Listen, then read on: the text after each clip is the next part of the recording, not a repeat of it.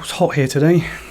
You know it's hot because I've broken out the car key. I look like I'm dressed for an Indian safari or something. Is it hot where you are? If it's hot where you are, let me know where you are in the comments and how hot it is, and you can all make me jealous. So when it's hot and you want a whiskey, because like everyone here, you're a bit of a whiskey geek and that's what you do, what do you go for? You go for straight Scotch, neat Scotch, you sweat it out, or Octomore on the rocks, Carousel and Coke.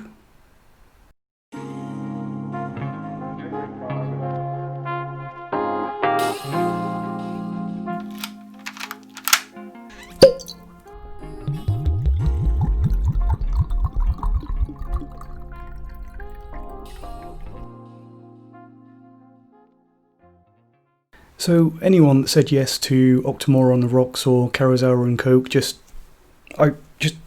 get out. We don't need you here. This isn't the place for you. Seriously though, when it gets hot, English people do actually spontaneously combust. You quite often be walking down the pavement, you find a pile of ash next to an umbrella and a cup of tea. Tragic, serious problem. Seriously though, when it is a hot day and you still fancy a drink after a hard day, you might not necessarily want to go for your usual Scotch. You might want something a bit more refreshing, a bit lighter, a nice summer drink. And what we've got here today is a nice, cheap example of something like that. Ballantine's Finest. So I know it doesn't actually matter at all, but what I will say is presentation on this nice square bottle. It is a glass bottle, not plastic like some extreme budget Scotch. And lovely label, tells you what you need to know. Blended Scotch, that's about all you need to know. And even the screw top on this. I know screw tops are generally something that you see on your extreme budget Scotch, and they're often not very good. They as they expand and contract with variations in temperature, they can often back themselves off, and then you can get evaporation out through there. It's basically a poor seal. So for long-term storage, corks tend to be better than screw caps. But this here, it's actually got a little plastic compression bit inside there, and another plastic thread on the top. Actually forms a really good seal. You can feel it tighten down as you screw it up. So hats off to Ballantines. They've actually put some good thought and decent bit of engineering into that. Not that any of that really matters too much. What we're interested in is what's inside the bottle. I've actually had this one for a really long time. I've tend to keep it as a little sort of emergency reserve for hot days, and also if anyone wants something not too fancy in a mixed drink or on the rocks, this does the job. You can see there's not actually, you might not be able to see that, but there's not very much left in this bottle. So let's get on with the whiskey.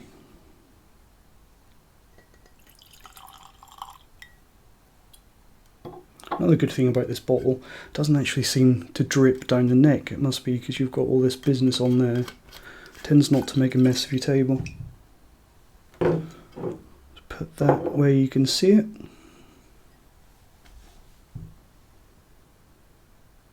So first of all, what you're going to notice with this whiskey, it's not a powerful whiskey.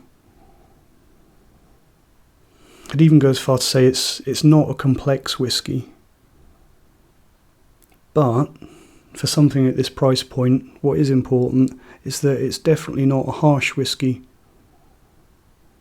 I'm not actually getting any immaturity at all, which for something at this price point, and for the majority of blended Scotch, is quite an achievement really.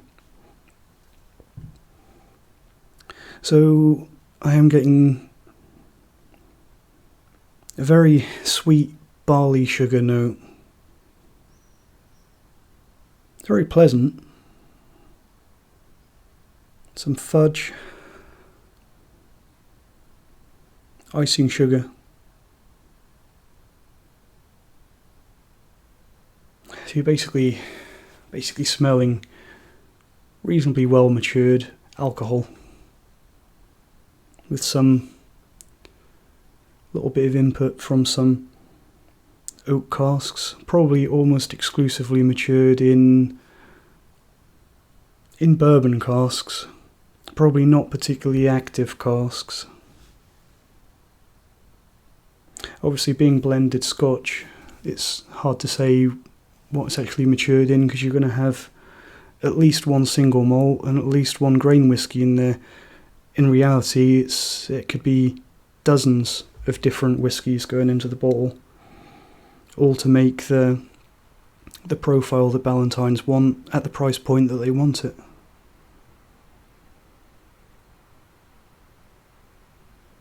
So nothing really stands out too much. There's no real dominant flavours, and like I said, it's not the most overly complex thing. But there is a slightly musty, for want of a better word, off note to this. Little hint of maybe even a little bit of smoke.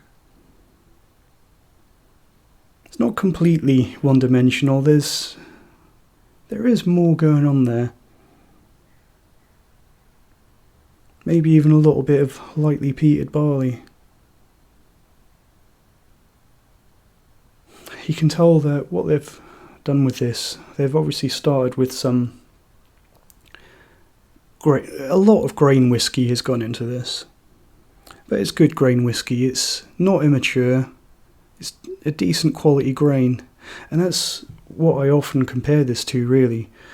Ballantine's finest is Ballantine's budget. It's their bottom rung of the ladder. It's their entry-level product. And it would be unfair to compare it to expensive single malts. But what you actually can do is, if you compare this to other grain whiskies, even single grain whiskies, expensive grain whiskies, I think this actually comes out quite favourably. So, let's see how it tastes.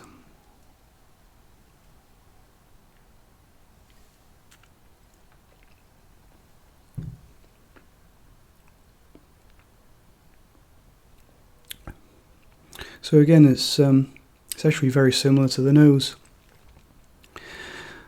Lots of sweet whiskey, lots of sweet barley notes, very clean, light and sweet. Lots of, well, not lots, there's definitely some honey and caramel notes going on there. So you can tell that the casks that they've used haven't been completely tired and dead. There's a level of quality here which far exceeds the price point. And it's a decent whiskey.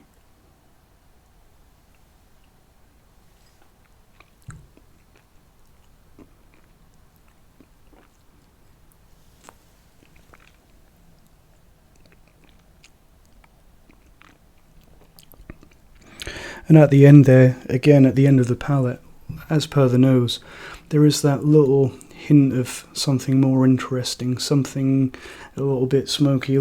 There's a bit of character there.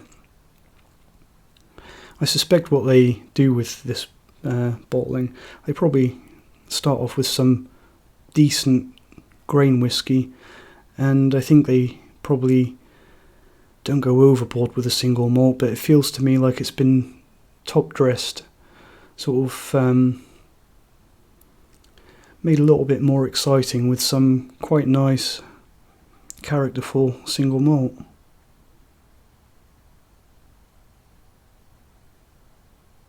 You have to remember that a lot of single malts, especially Islay distilleries such as Lagavulin and Ardbeg, originally people didn't drink them. They were produced to go into blended Scotch. They existed to add an extra dimension, a bunch of character to these blended whiskies, which were popular decades and decades ago. That's where a lot of Islay distilleries made their money. You didn't have people on the internet 100 years ago paying £100, £200 for a bottle of Ardbeg. It was to top dress your blends.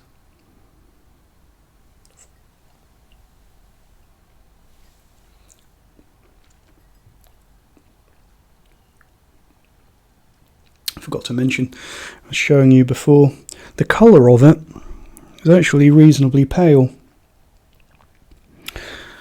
What is good is that they package this stuff in reasonably dark glass, so when it's on the shelf you can't really see it, and I'm pretty sure it doesn't actually say on the bottle anywhere that it's not coloured, but the fact that they package it in dark glass so the colour is sort of irrelevant as a selling point, doesn't matter. I would say that if there is colouring in this, there's not that much, which is a good thing. If there was no colouring at all, even better, which is possible.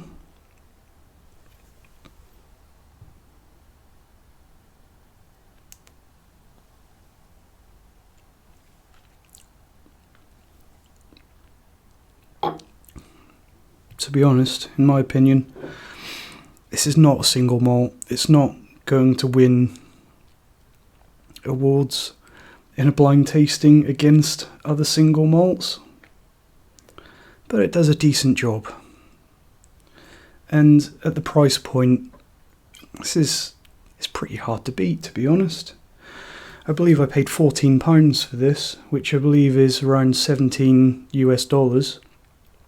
So it's cheap, really cheap.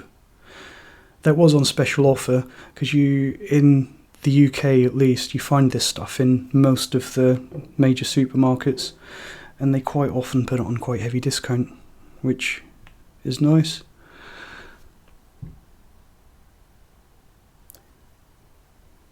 At the risk of offending some people, if you are a vodka drinker, this could fix you.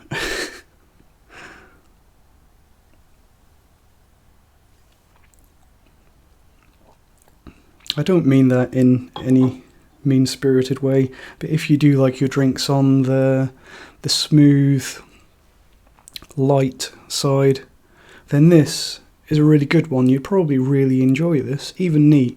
If you're used to your vodka and tonic or whatever you have, this is a nice little alternative.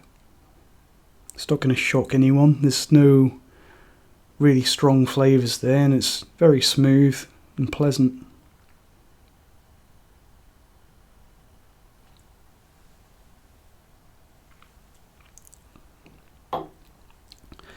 But there is one thing that this really excels at, and here it is.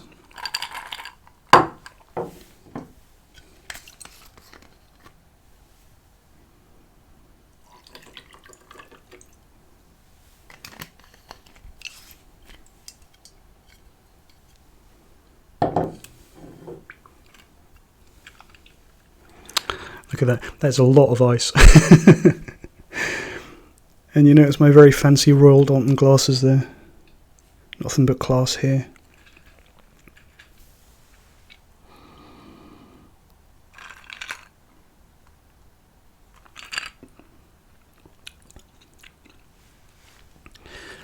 Feel like some sort of millionaire. You can imagine Elon Musk or someone sitting down with a whiskey tumbler full of ice, and probably some very expensive whiskey if Elon Musk drinks, probably a Johnny Walker Blue. But on a really hot day, when you want something refreshing and you still want to get your whiskey kick, it doesn't get much better than this.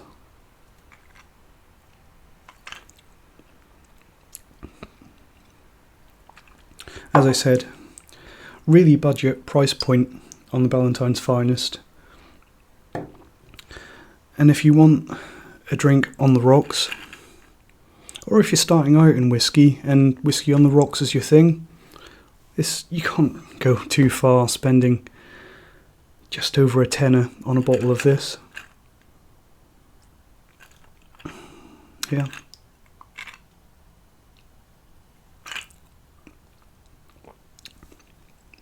What I do have to mention though is already you could say that this whiskey is still cooling down. It's dissolved a little bit of the ice. You can tell the ABV is probably reduced a little bit already. But the aroma and the palate has already completely changed. So on the nose, bearing in mind that this is 40% as it is, what I've got here is probably less than 35% now, due to the fact that it's dissolved a lot of that ice, that mountain of ice that I've put in there. And on the nose, I'm mainly just smelling ice in a glass. Which has to be said, if anyone gifts you a whiskey that you really don't like, if anyone is well-meaning and they buy you a bottle of whiskey, but it's something that you really shouldn't have, this is a good use for it. And like I was joking about before, save your money. Don't put your Octomores and your Curaçaos in here, because as soon as you put whiskey in ice, it really kills the aromas that you're getting. I'm really struggling to pick up any flavour at all from smell. It's just like sniffing the inside of a freezer. So if you've got any whiskies that you really don't like, this is a good way to make them a little bit more enjoyable, perhaps.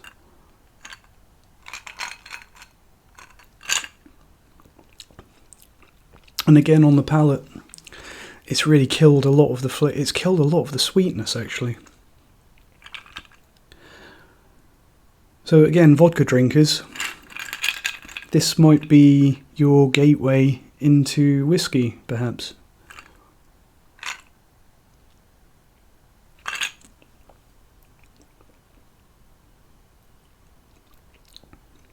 Yeah, that's killed all of the attack. Most of the sweetness is gone, and it's only on the late palate that you get a little bit of a bitter note, which is a bit of a shame, really. But it's not enough to spoil anything.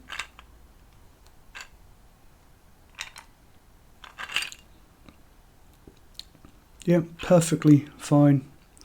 On a hot summer day, this is all you need. Ballantine's finest. Which, ironically, Ballantines also do a 17-year-old and I think a 40-year-old. The 40-year-old I haven't had, but the 17-year-old, very good. I might do a review on that at some point. 17-year-old's very much more expensive than this. Really puts it into the single, even the mid-range single malt category in terms of price.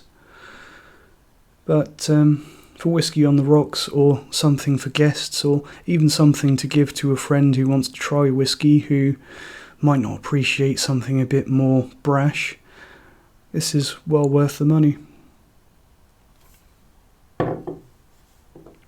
Cheers.